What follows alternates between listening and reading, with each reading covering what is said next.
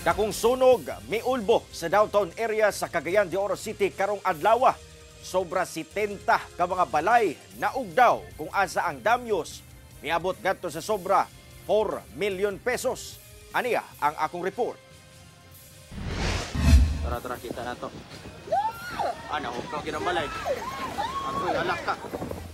Pagkatumba sa naugdaw nga balay, dagkong kalayo nga galamoy sa kabalayan ug mga residente nga iyahay og hakot sa ilang mga kabtangan. Ingon ane ang sitwasyon. Pasado las 10 sa buntag sa Barangay 24 sa Cagayan de Oro City, human miulbo ang dakong sunog sa lugar. Pinaspasay ug tinabangay ang gihimong firefighting operations sa mga personal sa Bureau of Fire Protection.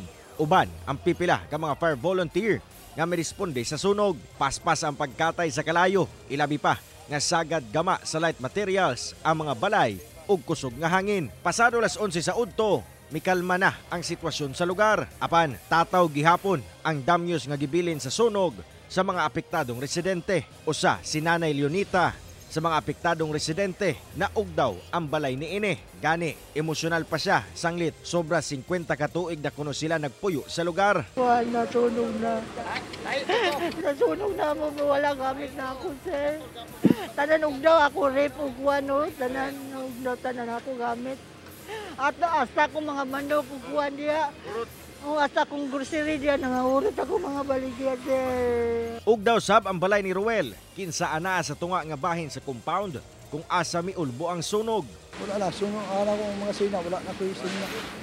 Ako mga anak, wala na.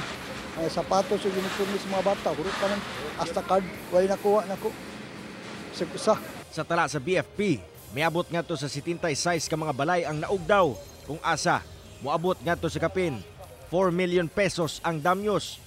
Miabot sab sa third alarm ang gideklara sa BFP sa maong sunog.